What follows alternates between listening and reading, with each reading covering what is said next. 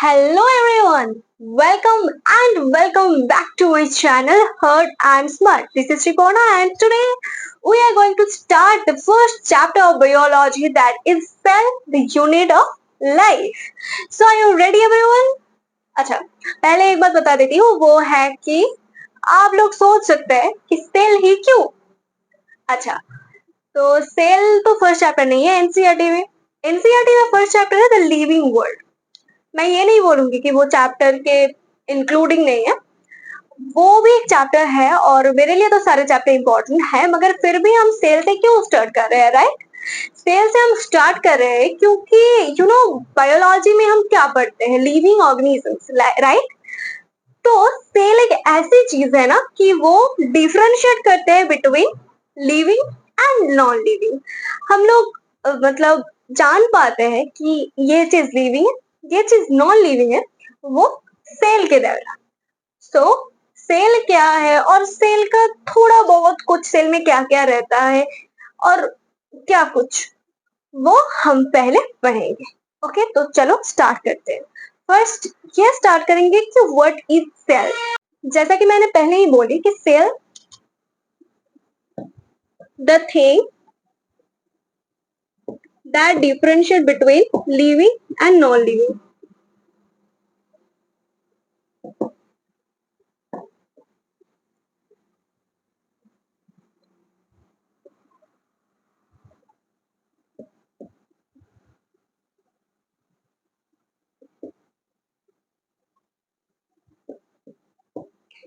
Presence of cell makes an organism living.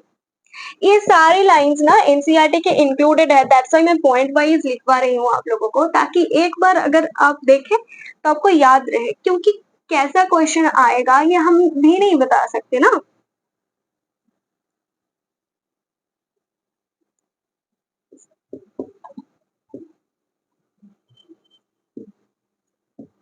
Presence of cell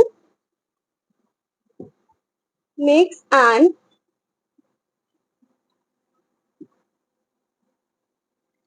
an organism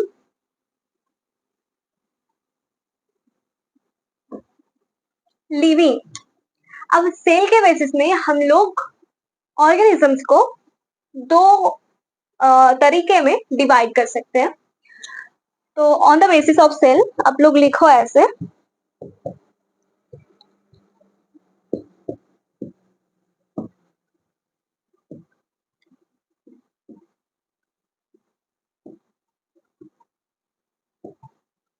on the basis of cell we can divide organisms as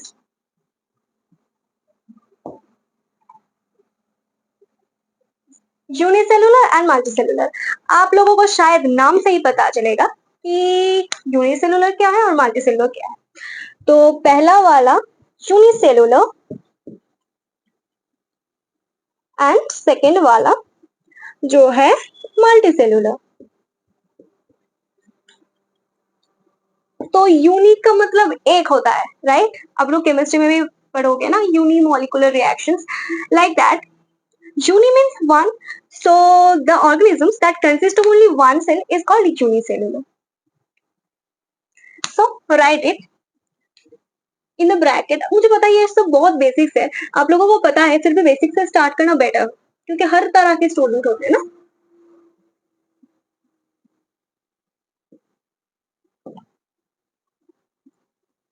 Consist of only one cell। और ये जो multi cellular वाला है इसमें बहुत सारा cell है, तो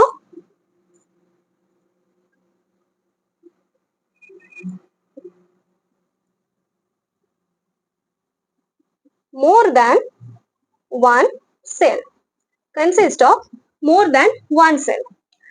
तो आप लोग क्या करोगे ना, आप लोग इसको नोट्स कर लो एक बार, क्योंकि मुझे लगता है कि आपके जो नोटबुक होंगे ना उनमें हर चीज रहना बहुत जरूरी है, क्योंकि ये सारा जो मैंने लिखा है ये एनसीईआरटी में बहुत अच्छे से है। हम लोग एनसीईआरटी में रीड करेंगे, बट उसके पहले ये जो पॉइंट वाइज लिखना बहुत जरूरी है, क्योंकि आप लोग जब पॉइंट वाइज पढ़ोगे ना आपके दिमाग में ज्यादा स्टोर होंगे। तो आप ये पॉज करके लिख लो, तब तक मैं इसको मिटा देती हूँ। अब हम लोग पढ़ेंगे यूनिसेलुलर एंड मल्टीसेलुलर ऑर्गेनिजम्स के बारे में। मल्टीसेलुलर ऑर्गेनिजम्स के बारे में हम अलग चैप्टर में पढ़ेंगे, मगर दिस चैप्टर में यूनिसेलुलर ऑर्गेनिजम्स के बारे में कुछ चीजें लिखी है, वो आप लोगों को नोट करना चाहिए क्योंकि इनमें से बहुत क्वेश्चंस आती है। दैट इज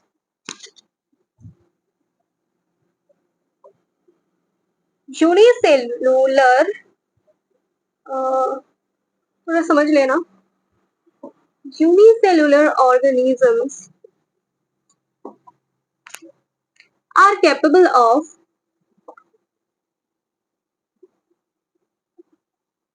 ये लोग दो चीज के लिए कैपेबल है। वो दो चीज क्या है? फर्स्ट है independent existence, independent existence, and the second one is performing the essential functions of life.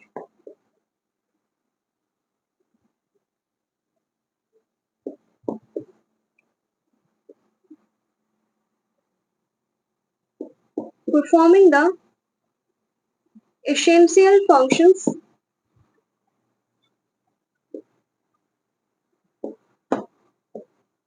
of life. ये दो चीज क्या बोला है? देखो इसको समझो थोड़ा। Unicellular organisms are capable of independent existence. Independent existence का मतलब क्या पता है? मतलब देखो, एक सेल को मैंने रख दिया यहाँ पर और वो डिवाइड करके करके करके अपना खुद सेल का जो मतलब एक बॉडी का, हम लोग जो मल्टी सेलुलर ऑर्गेनिजम्स है, हमारा बहुत सारा नीड्स होती है ना, जैसे कि हम लोगों का hunger, thirst, anger, rage, everything बहुत सारा होता है, डाइजेशन, रेस्पिरेशन, ताकि हम लिविंग हो सके। वैसे ही और हमारे बॉडी में ये सब कुछ ना बहुत सारी चीज मिलके कर रही है। जैसे कि देखो, सेल, बहुत सारे सेल मिलके क्या होता है? टिश्यू। बहुत सारे टिश्यू मिलके क्या होता है? ऑर्गन। और बहुत सारे ऑर्गन्स को लेकर होता है organ system. Okay, organ system से कंसिस्ट क्या होता है? एक बॉडी। और यहाँ मैं लिख सकती हूँ ह्यूमन बॉडी। अगर मैं ह्यूमन बॉडी का बात करूं तो, और यहाँ क्या बोला है? यूनिसेलुलर ऑर्गेनिजम्स जिनके पास ये कुछ है ही नहीं, ये कुछ है ही नहीं उनके पास सिर्फ है एक सेल। और हमारे पास जो बहुत सारे सिस्टम होते हैं ना, ये जो ऑर्गन सिस्टम में, digestive system, respiratory system, circulatory system, ये सेल में ना, ये तो ऑर्गन ही नहीं है, ऑर्गन सिस्टम कैसे बनाएगा? राइट, तो ये सेल एक ही चीज है, वो सफिशियंट है अपने अंदर अपने को लिविंग रखने के लिए, हर कुछ करने में। राइट, तो इसलिए ही बोल रहे हैं कि यूनिसेलुलर ऑर्गेनिजम्स इंडिपेंडेंट एग्जिस्ट करते हैं। एक सेल ये मतलब इंडिपेंडेंट एग्जिस्ट कर सकता है, मगर हमारे मल्टी सेलुलर ऑर्गेनिजम्स के केस में ना, एक सेल का कोई इंडिपेंडेंट एग्जिस्टेंस नहीं है, क्योंकि सेल तो मिलकर टिश्यू, टिश्यू टिश्यू मिलकर ऑर्गन, ऑर्गन मिलकर ऑर्गन सिस्टम होता है, और फिर वो सब मिलके हमारा एक एग्जिस्टेंस रहता है। तो हमारे बॉडी में एक ही सेल का ना कोई इंडिपेंडेंट एग्जिस्टेंस है ही नहीं। वो यूनिसेलुलर ऑर्गेनिजम्स के केस में है, क्योंकि उनके पास सेल के अलावा और कुछ है ही नहीं। और performing the essential functions of life, जो कि मैंने अभी बोली ना, कि अपने अंदर का जो एसेंशियल फंक्शंस है, हम लोग जो रेस्पायर कर रहे हैं ना, ये जो ऑक्सीजन ले रहे हैं, CO2 बाहर कर रहे हैं, डाइजेशन हो रहा है हमारे अंदर, और एक्सक्रेटरी हो रहा है, एक्सक्रीशन हो रहा है, सर्कुलेशन हो रहा है, ये सब कुछ ये सेल अकेला ही कर लेते हैं, क्योंकि इसके पास ना कोई रेस्पिरेटरी सिस्टम है, ना कोई डाइजेस्टिव सिस्टम है, ना कोई सर्कुलेटरी सिस्टम है, ना कोई एक्सक्रेटरी सिस्टम है। तो ये फंडा क्लियर है ना आपके पास? क्लियर है? अगर नहीं है, कुछ भी डाउट हो तो कमेंट सेक्शन में आप लोग बताना, मैं आपके सारे डाउट्स क्लियर कर दूंगी। ओके, तो आप लोग इसको नोट्स कर लीजिए, इसको मत कीजिए, ये पॉइंट नोट कर लीजिए, उसके बाद मैं इसको मिटा के अगले टॉपिक में जाऊंगी। अनदर एक लाइन है एनसीईआरटी में जो कि बहुत इंपॉर्टेंट है, that is anything less than a structure of a cell does not ensure independent living. इसका मतलब क्या है? उसके पहले लिख के मैं समझाती हूँ आप लोग को। दैट इज, इसको ना हाईलाइट करके लिखो, क्योंकि इसका मतलब समझना बहुत इंपॉर्टेंट है। Anything less than a structure of a cell, less than a structure of a cell does not ensure independent living.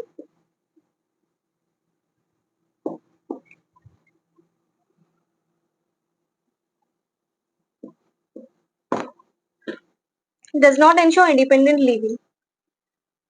देखो, anything less than a structure of a cell, मतलब सेल से कुछ लेस देन स्ट्रक्चर, मतलब cell ही सबसे छोटा structure है जो कि इंडिपेंडेंट लीव कर सकता है। मतलब कि सबसे छोटा यूनिट हम लोगों के बॉडी में वो सेल ही हो सकता है। सेल से छोटा ऐसा कोई स्ट्रक्चर ही नहीं है, स्ट्रक्चर एग्जिस्ट ही नहीं करता जो कि मतलब इंडिपेंडेंट से रह सकता है, लीव हो सकता है, क्योंकि लिविंग होने के लिए बहुत सारा चीज इंपॉर्टेंट है जो कि मैंने समझाया ना आप लोगों को। वो सेल से छोटा कोई structure, anything less than a structure of a cell, मतलब सेल से छोटा कोई भी ऐसा स्ट्रक्चर नहीं है, डज नॉट इंश्योर नहीं करता इंडिपेंडेंट लिविंग, इंडिपेंडेंटली लिव नहीं कर सकता। Got it? अच्छा चलो इसके बाद हम लोग नेक्स्ट पॉइंट में जाते हैं। इसको आप लोग ने नोट कर लिया ना? तो मैं 3 साइंटिस्ट का नाम आप लोगों को बताऊंगी, 3 साइंटिस्ट, ज्यादा नहीं, और एनसीईआरटी में उनमें से 2 है, तीसरा नहीं है, फिर भी मैं आपको दोनों ही बताऊंगी। देखो, पहला वाला है रॉबर्ट हुक, स्पेलिंग शायद गलत हो सकता है, सही भी हो सकता है, मोस्टली सही है। Second one is Anton von Leeuwenhoek, Leeuwenhoek, I think यही है। और तीसरा है रॉबर्ट ब्राउन, रॉबर्ट ब्राउन। अब मैंने इन तीनों साइंटिस्ट का नाम क्यों बताया आप लोगों को, देखिए, ये सेल पढ़ रहे हैं हम, तो सेल से रिलेटेड कुछ होगा ना। तो रॉबर्ट हुक ने क्या किया था, रॉबर्ट हुक ने डिस्कवर किया था क्या, डेड सेल। क्या डिस्कवर किया था, डेड सेल। और वो डेड सेल क्या था, कॉर्क था। कॉर्क क्या ना, आप लोग पढ़ोगे एनाटॉमी चैप्टर में, ओके। और Anton von Leeuwenhoek, Anton von Leeuwenhoek ने फर्स्ट लिविंग सेल डिस्कवर किया था। फर्स्ट लिविंग सेल किसने डिस्कवर किया था, एंटोन वॉन ल्यूवेनहुक ने, एंटोन वॉन ल्यूवेनहुक। इन्होंने क्या किया था, इन्होंने ना अपना खुद का माइक्रोस्कोप बनाया, अपना खुद का माइक्रोस्कोप बनाया था, और उनमें मैग्नीफाइंग पावर थोड़ा ज्यादा था, जिसमें वो लिविंग सेल डिस्कवर कर डाला। और उसके बाद देखो, साइंस के दुनिया में ना एक चीज अगर डिस्कवर हुआ तो उसके बाद भी वो लोग, बहुत सारे लोग आते हैं जो कि उनको मतलब उनको लेके बहुत चर्चे करते हैं, थीसिस रेडी करते हैं, बहुत सारा कुछ करते हैं। तो रॉबर्ट ब्राउन ने क्या किया, रॉबर्ट ब्राउन ने इसके बाद चमका दिया सबको, क्या करके, न्यूक्लियस डिस्कवर करके, जो कि हमारे बॉडी में सब कुछ कंट्रोल करते हैं। न्यूक्लियस कहना जो सेल को कंट्रोल करते हैं और सेल पूरे बॉडी को। तो इन्होंने क्या किया, न्यूक्लियस डिस्कवर किया। इन्होंने भी अपना खुद का माइक्रोस्कोप बनाया था, जिसमें मैग्नीफाइंग पावर इनसे भी ज्यादा था, ज्यादा था, इसलिए ही तो वो न्यूक्लियस दिख पाए ना उनको। तो ये वाला ना, ये वाला आपको एनसीईआरटी में नहीं है, फिर भी मैंने बता दिया क्योंकि रिलेटेड है ना, तो जानना जरूरी है मुझे लगा। और आप चाहो तो इसको नहीं भी कर सकते हो, आपकी मर्जी, पर ये दोनों है एनसीईआरटी में, आप लोगों को याद रखना पड़ेगा। तो चलो फटाफट से नोट कर लो। तो अब हम लोग पढ़ेंगे सेल थ्योरी। पहले हेडिंग डालो, सेल थ्योरी। सेल थ्योरी में भी ये बहुत बहुत बहुत इंपॉर्टेंट चैप्टर है, बहुत इंपॉर्टेंट चैप्टर है, सॉरी टॉपिक है। सेल थ्योरी के अंदर 2 साइंटिस्ट का नाम, सॉरी 3 साइंटिस्ट का नाम मैं बताऊं, और वो भी आपको याद होनी चाहिए क्योंकि ये बहुत बहुत बहुत इंपॉर्टेंट टॉपिक है, मैंने पहले ही बता दिया। तो पहले वाला जो साइंटिस्ट है उनका नाम है Matheus क्लेडन,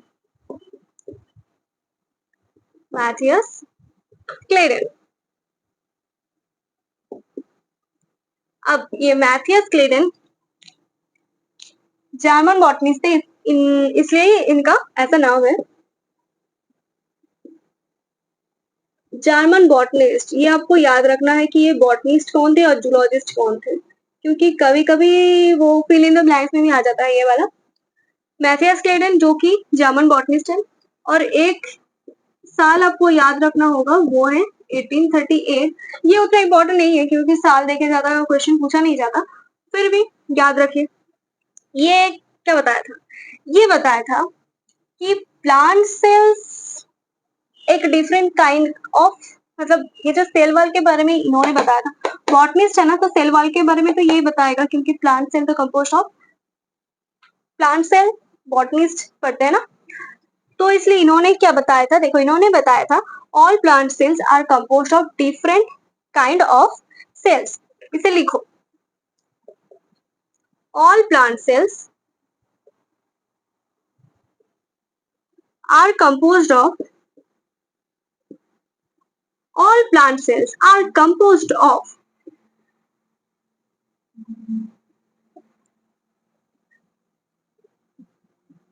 different kinds of cells which form the tissues of the plant.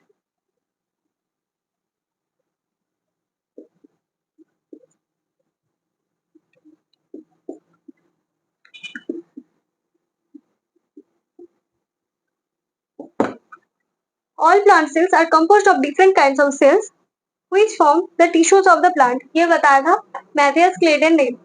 ये ना, ये स्टेटमेंट आप लोग याद रखो, ये इंपॉर्टेंट है। और एक साइंटिस्ट का नाम मैं बताऊंगी, उनका नाम है थियोडोर स्वान। उन्होंने क्या बताया था, देखो थियोडोर स्वान क्या बताया था, थियोडोर स्वान ये ये जो साइंटिस्ट है ना, ये जूलॉजिस्ट थे और वो है British zoologist. Okay, so Matthias Schleiden German botanist, Theodor Schwann British zoologist, ये थे जूलॉजिस्ट। और जूलॉजी देखो, आपको तो एक चीज समझ आनी चाहिए कि ये जो भी बताएगा वो प्लांट सेल के बारे में नहीं बताएगा, ये एनिमल सेल के बारे में बताएगा ना, क्योंकि ये जूलॉजिस्ट है। आपको इतना तो बताए ना कि जूलॉजी में एनिमल और बॉटनी में प्लांट को लेके हम चर्चा करते हैं। और इनका एक यार आप लोगों को पता होनी चाहिए, 1839 में ये जो भी बताया था 1839 में बताया था, एक साल पहले एक साल बाद। स्क्लेडन बॉटनिस्ट, स्वान जूलॉजिस्ट, ये बात याद रखना। अब लिखो इन्होंने क्या बताया था, इन्होंने बताया था cells had a thin outer layer, cells had a thin outer layer, cells had a thin outer layer which is today known as the plasma membrane, which is today known as the plasma membrane, known as the plasma membrane। देखो एक चीज, plasma membrane इन्होंने तब बताया, मतलब बता नहीं पाए थे। इन्होंने ऐसा कुछ बताया था कि कुछ ऐसा है सेल्स का आउटर लेयर, मगर इन्होंने ये नहीं बताया था कि इसका नाम प्लाज्मा मेम्ब्रेन है। वो आज के दिन में हम लोग प्लाज्मा मेम्ब्रेन नाम से जानते हैं। इन्होंने इन्होंने इन्होंने और एक चीज बताया था, उनको भी लिख लो, वो है the presence of cell wall is a unique character of the plant cells. देखो ये जूलॉजिस्ट वाला प्लांट सेल को लेकर भी चर्चा कर रहे हैं आजकल। The presence of cell wall is a unique character of plant cells. The presence of cell wall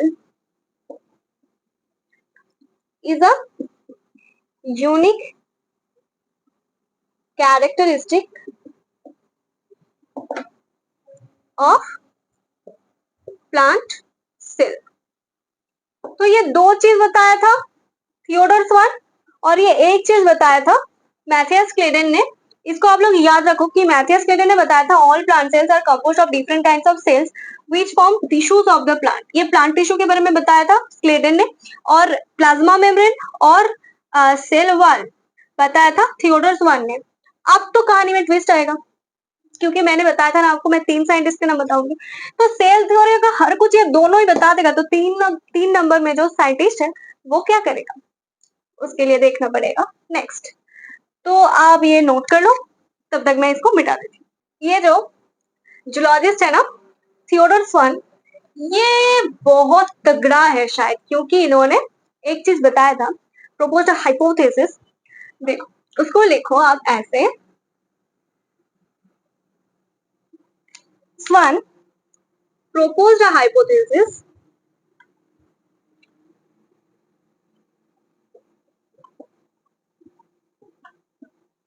that is, the bodies of animals and plant cells are composed of cells and products of cells. The bodies of animals and plant cells are composed of cells and product of cells. Composed of cells and product of cells.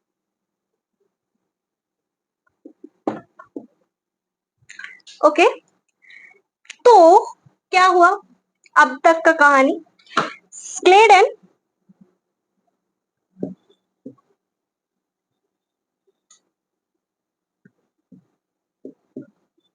and Swan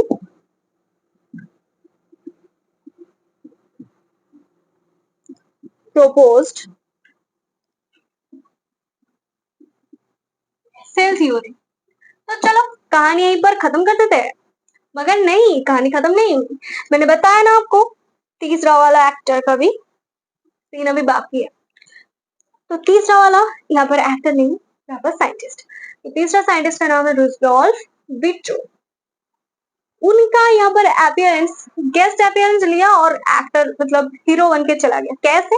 देखो, Schleiden and स्वान ने यहाँ पर cell theory तो propose कर दिया, मगर इन्होंने जो सेल का ओरिजिन मतलब न्यू सेल कैसे अराइज करते हैं वो ये दोनों साइंटिस्ट मिलकर नहीं बता पाए। तो तो तो तो आया रुडोल्फ विट्रो, एकदम आया एक्शन मूवी की तरह आया एकदम। रुडोल्फ विट्रो ने क्या बताया? देखो, रुडोल्फ विट्रो ये नाम से बहुत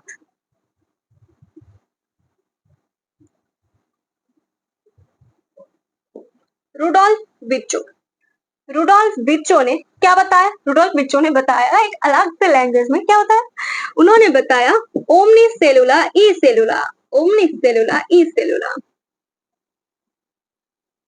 ओमनी सेलुला ई सेलुला। अब इसका मतलब क्या है समझो। मतलब new cells arise from pre existing sales, new cells arise from pre existing sales. मतलब एक सेल डिवाइड करके ही तो सेल होता है ना। तो उन्होंने यही बताया। क्या बताया इनका ये वाला लाइन और ये इसका मीनिंग जो है ना, new cells arise from pre existing sales.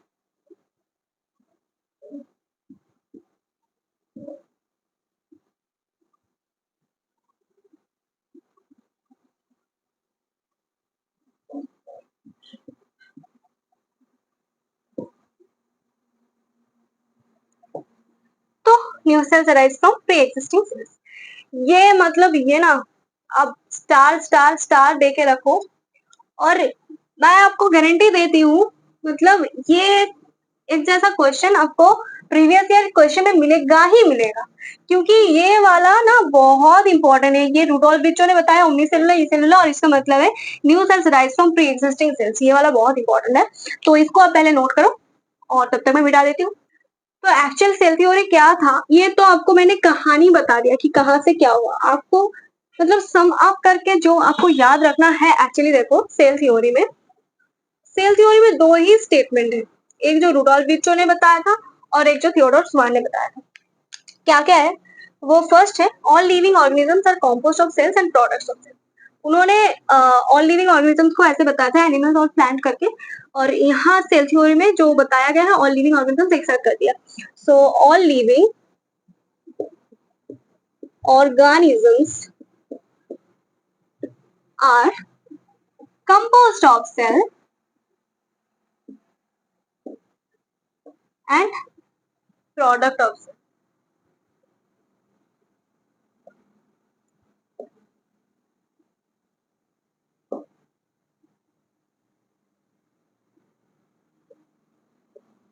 And the second one is all cells arise from pre-existing cells, जो omnicellular acellular का मतलब है।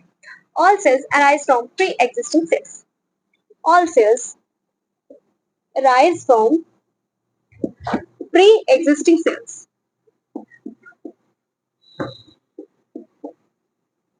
All cells arise from pre-existing cells.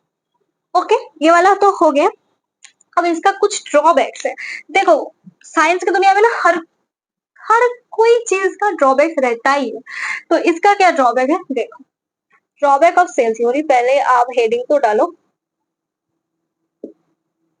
Drawback of cell theory, जो कि cell theory ने जिसको मतलब explain कर नहीं पाया. वैसे 3 चीज का नाम मैं बताऊंगी और आपके पास अगर इन 3 के बावजूद भी कुछ है तो आप बता सकते हो कमेंट करके. तो पहला वाला जो बहुत कॉमन है, can you guess that is virus. तो वायरस क्या है आप लोगों को तो पता ही है ना, बचपन से पढ़ के आ रहे हो कि वायरस एक ऐसा चीज है जो कि जिसको कि हम लिविंग भी नहीं बता सकते, नॉन लिविंग भी नहीं बता सकते. और इसके बारे में हम लोग पढ़ेंगे, चैप्टर है, धीरे धीरे करके आएंगे. तो इसका ड्रॉबैक देखो वायरस है. सेकेंड है कॉम्पोजिट ऑर्गेनिजम्स. कॉम्पोजिट ऑर्गेनिजम्स के मतलब देखो, पहले अब लिखो फिर बता देंगे. कॉम्पोजिट ऑर्गेनिजम्स का मतलब है लाइकेन. लाइकेन क्या है ना, लाइकेन मतलब कॉमेंसलिज्म, सॉरी म्यूचुअलिज्म है. लाइकेन एक्चुअली म्यूचुअलिज्म है. मतलब दो algae and fungi, algae and fungi एक साथ रहते हैं, उसको लाइकेन बोला जाता है. इसको भी सेल थ्योरी ने एक्सप्लेन नहीं कर पाया था. इसके बारे में ही हम पढ़ेंगे नेक्स्ट चैप्टर में. नेक्स्ट चैप्टर में हम लोग पढ़ेंगे. और थर्ड जो है मल्टी न्यूक्लिएटेड कंडीशन.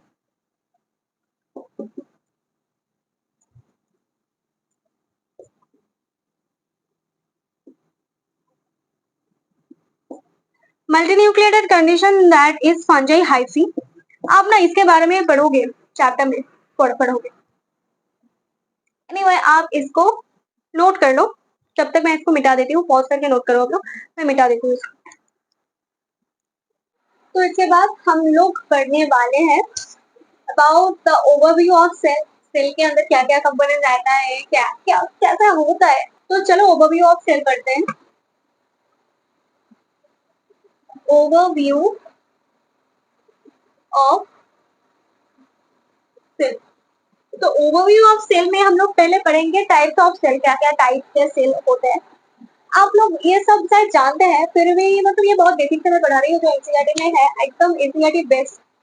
तो टाइप्स ऑफ सेल किसके बेसिस में है ये हम लोग डिफरेंस करने के टाइम में ही हम समझ जाएंगे. ओके. तो टाइप्स ऑफ सेल के अंदर जो आएगा वो 2 तरह के सेल होगा. That is first one is prokaryotic cell. Prokaryotic cell and second one is eukaryotic cell. Second one is eukaryotic cell. Okay. अब हम इसको प्रो और इसको यू क्यों बता रहे हैं, बता पाओगे. बहुत सारे लोगों को पता होगा, फिर भी मैं बता दे रही हूँ. जिनको नहीं बताया उन लोगों के लिए बता रही हूँ. देखो प्रोकैरियोटिक मतलब आप लोग प्रो कहने पर शायद समझोगे कि जो प्रो है एडवांस है, मगर यहाँ थोड़ा मतलब उल्टा है. कैसा उल्टा है?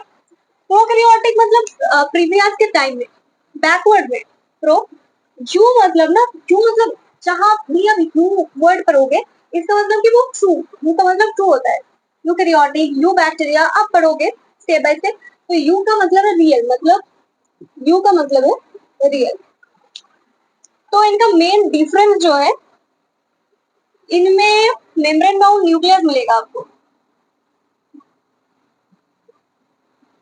Membrane bound nucleus not present. मतलब इनके पास भी न्यूक्लियस है मगर उस न्यूक्लियस में मेम्ब्रेन नहीं, मतलब न्यूक्लियर मेम्ब्रेन इसमें प्रेजेंट नहीं है, नॉट प्रेजेंट. इनके अंदर इनमें मतलब यूकैरियोटिक सेल में जो न्यूक्लियस है वो मेम्ब्रेन बाउंड है, तो इसमें प्रेजेंट है. और क्या डिफरेंस है देखो. दूसरा डिफरेंस है कि इनके पास तो मेम्ब्रेन बाउंड न्यूक्लियस नहीं है, तो वो इकट्ठा करके कैसे रखेगा. इसलिए उनमें डीएनए डीएनए क्या करता है ना, डीएनए इज इन साइटोप्लाज्म, तो डीएनए साइटोप्लाज्म में रह जाता है और इनका जो डीएनए होता है ना, ये भी नेकेड ही होता है। और यूकैरियोटिक में क्या होता है, यूकैरियोटिक में न्यूक्लियर मेम्ब्रेन प्रेजेंट एंड क्या होता है, न्यूक्लियस,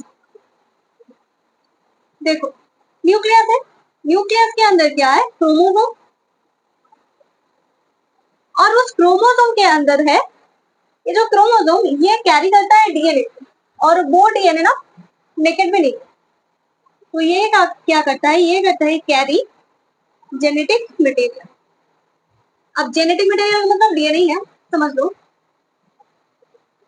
राधा जेनेटिक मटेरियल मतलब आरएनए को भी समझाया जाता है, मगर यहाँ मेनली डीएनए का बात हो रहा है, तो इसको हम लोग नोट कर लो।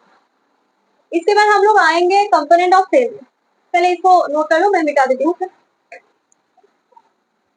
अब देखो, अब हम पढ़ने वाले हैं कंपोनेंट ऑफ सेल, तो पहले हेडिंग करो component of cell.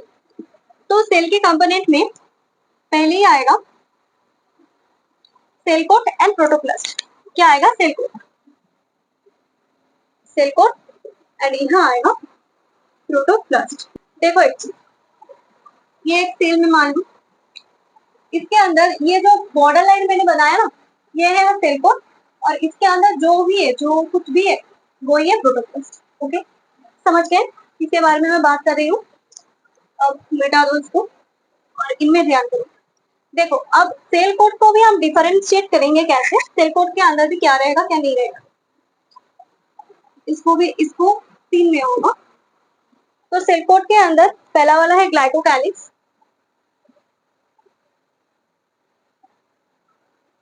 Glycocalyx and cell wall, और प्रोटोप्लास्ट के अंदर क्या क्या आएगा, cell membrane, cytoplasm and nucleus. Cell membrane, cytoplasm and nucleus, cytoplasm and nucleus. अब एक चीज देखो, ये जो ग्लाइकोकैलिक्स का मैं बात कर रही हूँ, ये ग्लाइकोकैलिक्स बैक्टीरिया में रहता है, ठीक है, bacteria in some animal cells में रहेगा, या फिर सम एनिमल सेल्स में रहेगा और सारा एनिमल सेल्स में नहीं रहेगा। तो ग्लाइकोकैलिक्स ये bacteria and some animal cells, okay. और ये जो सेल वॉल है, ये cell wall plant cell, bacterial cell, fungal cell, algal cell भी रहेगा। ये देखो, plant cell, bacterial cell, fungal cell, algal cell में रहेगा। अब प्लांट सेल वॉल जो कंपोनेंट से बनता है ना, वो है cellulose. Bacterial cell wall pseudomurein peptidoglycan से बनता है, फंगल सेल वॉल बनता है, काइटिन से, एल्गल सेल वॉल बनता है cellulose, गैलेक्टन,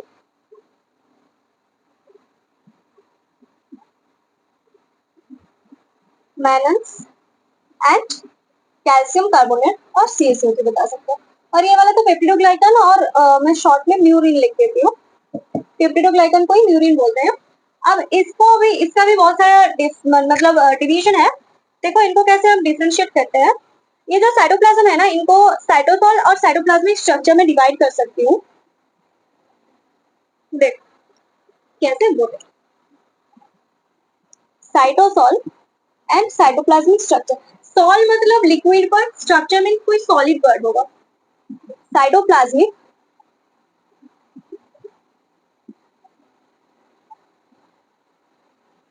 cytosol and cytoplasmic structure. अब इसको देखो, ये जो साइटोप्लाज्मिक स्ट्रक्चर है, ये भी दो तरह के होते हैं।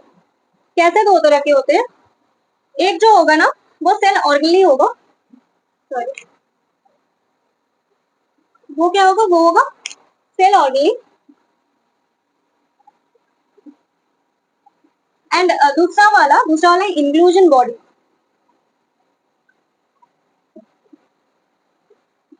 अब ये सेल ऑर्गेनेल के 3 तरह के हम डिवाइड कर सकते हैं इसको। कैसे? देखो, एक है सिंगल मेम्ब्रेन बाउंड,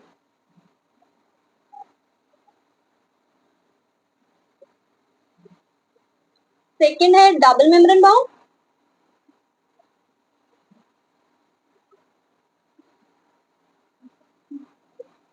एंड जो तीसरा वाला है ना, वो नो मेम्ब्रेन, मतलब मेम्ब्रेन लेस। उनको हम क्या कहते हैं? Membrane less. ओके, अब इसको हम कैसे डिवाइड करेंगे? देखो, आप लोगों को पता है सेल ऑर्गेनेल क्या क्या होते हैं? माइटोकॉन्ड्रिया, क्लोरोप्लास्ट और बहुत कुछ सारे राइबोसोम। तो देखो, मैं इन दोनों बताऊंगी और इन दोनों को छोड़कर, मतलब इन दोनों को मैं एग्जाम्पल लिखाऊंगी आपको, और जो एग्जाम्पल मैं लिखाऊंगी उसको छोड़कर जो भी है वो सिंगल मेम्ब्रेन बाउंड में आएगा। ओके, नहीं तो सिंगल मेम्ब्रेन बाउंड लिखाना अगर स्टार्ट करूंगी तो बहुत होगा, तो वैसे करके याद रख सकते हो। तो डबल मेम्ब्रेन बाउंड क्या क्या होता है? डबल मेम्ब्रेन बाउंड होता है माइटोकॉन्ड्रिया, क्लोरोप्लास्ट। मेम्ब्रेन लेस में होगा राइबोसोम, एक ही होगा, वो होगा राइबोसोम। अब देखो इंक्लूजन बॉडी क्या क्या होता है? देखो, इंक्लूजन बॉडी होता है cyanophycean granule, phosphate granule, gas vacuum. Cyanophycean granule, phosphate granule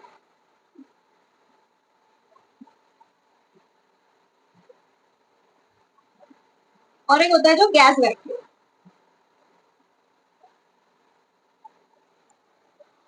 ये गैस वैक्यूम ना बहुत इंपॉर्टेंट है, इसको स्टार देके रखो, क्योंकि इसके पास हमें ये नहीं बता सकते कि ये मेम्ब्रेन लेस है या फिर मेम्ब्रेन बाउंड है।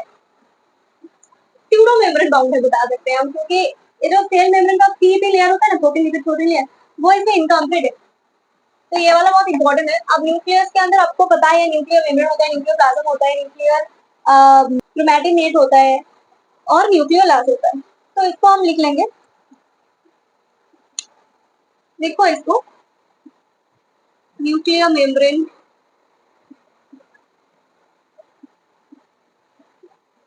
न्यूक्लियोप्लाज्म, क्रोमैटिनेट और न्यूक्लियोलास। तो ये हो गया आपका कंपोनेंट ऑफ सेल। सेल में ये सारे कंपोनेंट आपके रहते हैं।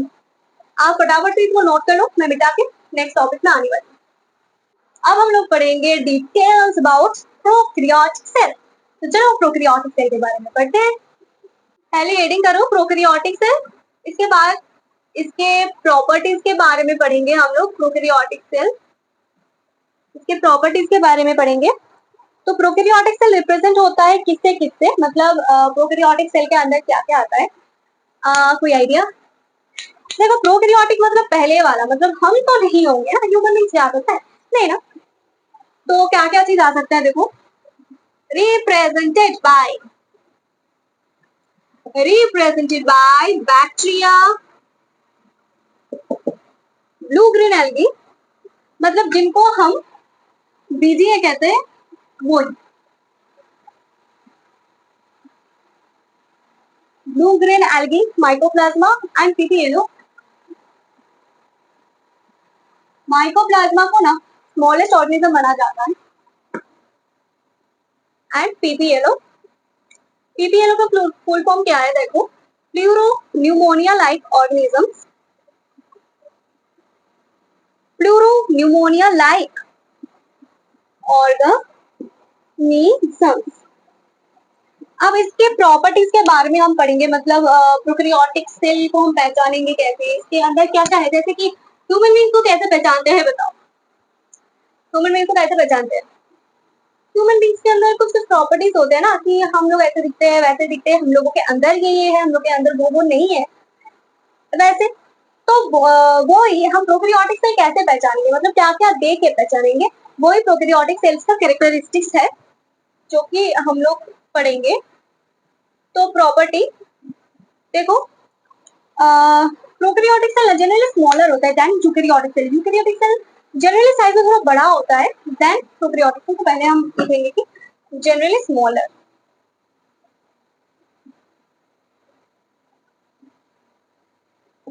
generally smaller, then multiply more rapidly than eukaryotic cell।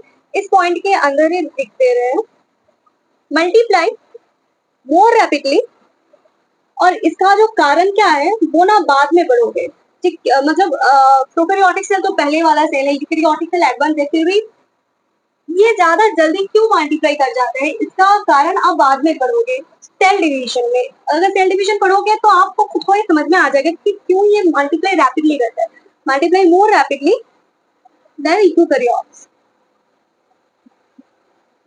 इसके बाद देखो, जो प्रोकैरियोटिक सेल के अंदर रहता है जो ऑर्गेनिजम्स, वो क्या है, वो फंडामेंटली सिमिलर ही है। मतलब यूकैरियोटिक सेल में क्या होता है, बहुत सारे वेराइटीज का एनिमल्स रहते हैं, प्लांट्स रहता है ना। और प्रोकैरियोटिक में क्या होता है ना, फंडामेंटली मतलब काम इसका एक जैसा ही है, मगर वो वैरायटी करता है क्या, सेप और साइज में। तो वो सेप और साइज हम लोग लिख लेंगे। पहले पॉइंट लिख लो, द ऑर्गेनिजम्स, तो ऐसे लिखो, the organisms belongs to prokaryotic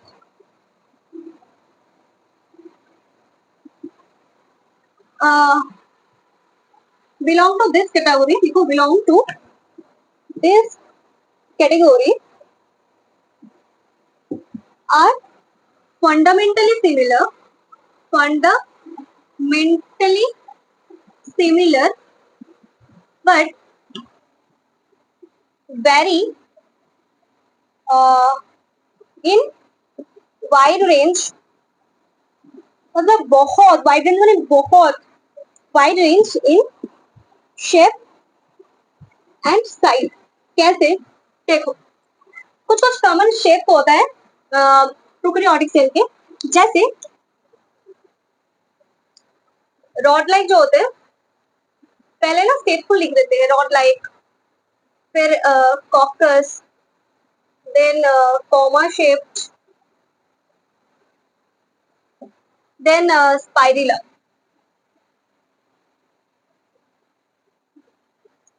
rod like bacillus, rod like जो बैक्टीरिया होता है उनको बैसिलस कहते हैं। फिर कॉकस कहते हैं स्फेरिकल, मैंने उल्टा लिख दिया ना, इसको ऐसे कर दो, तो स्फेरिकल इधर होगा, कॉकस इधर होगा, तो मैंने मतलब शेप और बैक्टीरिया नाम उल्टा कर दिया। चलो इसको आप लोग थोड़ा मैनेज कर लो। और कॉमा शेप जो होता है उनको हम लोग विब्रियो कहते हैं, और स्पाइरिलम जो होता है वो वो होता है स्पाइरल। अब इसका जो कॉमन एक प्रॉपर्टी होता है, नेक्स्ट प्रॉपर्टी क्या होता है, सेल वॉल प्रेजेंट रहता है ऑल बैक्टीरिया में, cell wall present accept,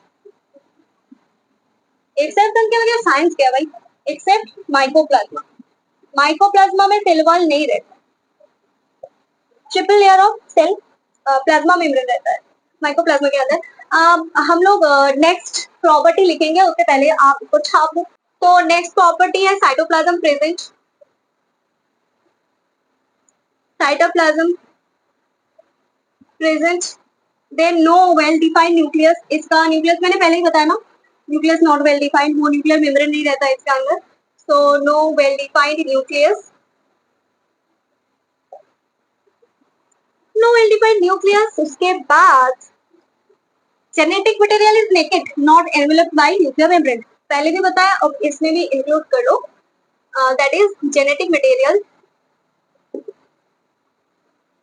genetic material is naked, naked मतलब जो खाली पड़ा हुआ है उसे नेकेड बोलते हैं, naked not enveloped by, not enveloped by nuclear, not enveloped by nuclear membrane। अब इसका जो डीएनए है, हमारा जो डीएनए है ना वो लीनियर है, सर्कुलर नहीं। इसका डीएनए है सर्कुलर, इसका डीएनए है सर्कुलर एंड सिंगल स्ट्रैंडेड। हमारा डीएनए क्या है, डबल हेलिक्स स्ट्रक्चर है ना हमारा डीएनए का, मगर इसका डीएनए तो पहला वाला है ना, तब डबल हेलिक्स नहीं आया, तो सिंगल स्ट्रैंडेड है और सर्कुलर भी है। तो circular and circular and single stranded. और कुछ कुछ बैक्टीरिया में ना प्लाज्मिड डीएनए रहता है। प्लाज्मिड डीएनए क्या है, and some contains plasmid DNA. Now, what is plasmid DNA? Extra chromosomal circular DNA. Extra chromosomal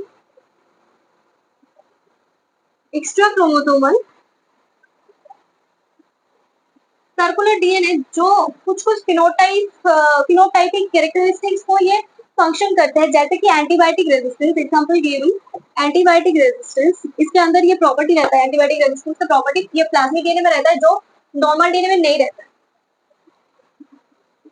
antibiotic resistance. और ये प्रोकैरियोटिक सेल के अंदर यूनिक कैरेक्टर रहते हैं जो जो हमारे अंदर नहीं रहते। यूनिक कैरेक्टर क्या है, यूनिक कैरेक्टर यही है कि इसके अंदर इंक्लूजन के फॉर्म में कुछ रहते हैं जो हमारे अंदर नहीं रहते। ये इंक्लूजन के फॉर्म में क्या रहता है वो हम लोग देखेंगे। ये इंक्लूजन क्या है, इंक्लूजन है a specialised differentiated form of cell membrane, जिसको हम मेसोसोम कहते हैं, और इसका बहुत सारा फंक्शन है। तो देखो ये है a specialized differentiated form, a specialized differentiated form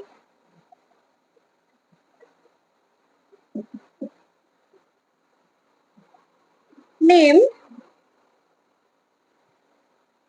mesosome, इसको मीसोसोम कहते हैं। और ये क्या है, ये inclusion specialized differentiated form name mesosome. ये मेनली क्या होता है, जो ये कड़वा बातों में लिखा है, इसका मेन क्या मीनिंग है, स्पेशली ये एक्चुअली है इनफोल्डिंग ऑफ सेल मेम्ब्रेन। ये है actually infolding of cell membrane. देखो मैं अभी एक डायग्राम ड्रॉ करूंगी, आपके पास सब कुछ क्लियर हो जाएगा। जैसे देखो मैं याद रखती हूँ, ये सपोज एक प्लांट सेल है, और ये आपका क्या है, ये आपका है सेल वन, और ये क्या है, सेल मेम्ब्रेन। ओके, तो ये क्या बताया है, इनफोल्डिंग ऑफ सेल मेम्ब्रेन। ये तो ऐसे रहेगा, ये होगा इनफोल्डिंग ऑफ सेल। इसके अंदर आपका डीएनए बोलो, जो भी है, जो भी है इसके अंदर, इसको ये सिर्फ और सिर्फ प्रोकैरियोटिक सेल में दिखाया जाता है। यूकैरियोटिक सेल में इसका कोई भी एग्जिस्टेंस नहीं। ये है, इसको मेसोसोम कहते हैं हम। इसका बहुत सारा फंक्शन है, हम आगे करेंगे। तो इसको आप फटाफट से नोट कर लो। देखो कुछ इंपॉर्टेंट इंफॉर्मेशन जो आपको देनी है। पहले स्मॉलेस्ट सेल क्या है, अभी बताया था ना, माइकोप्लाज्मा। जिनके पास सेल वॉल नहीं है, tri layer of plasma membrane, mycoplasma 0.3 micrometre, वो भी इसका क्या है, डायमीटर, सॉरी लेंथ। अब बैक्टीरिया का साइज क्या होता है, बैक्टीरिया साइज होता है 3 to 5 micron metre. Largest isolated single cell जो है, लार्जेस्ट आइसोलेटेड सिंगल सेल क्या है, एग ऑफ ऑस्ट्रिच। छोटे जब थे तब पढ़े थे ना बचपन में, वो जीके में रहता था ना, मैं तो जीके से ही पढ़ी। Largest isolated single cell egg of ostrich. अब देखो लॉन्गेस्ट सेल मतलब लॉन्ग होगा बहुत, वो क्या है, कॉमन सेल नाउ।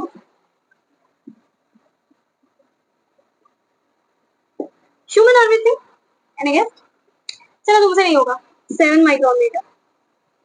ये डायमीटर में, इसका डायमीटर है 7 माइक्रोमीटर।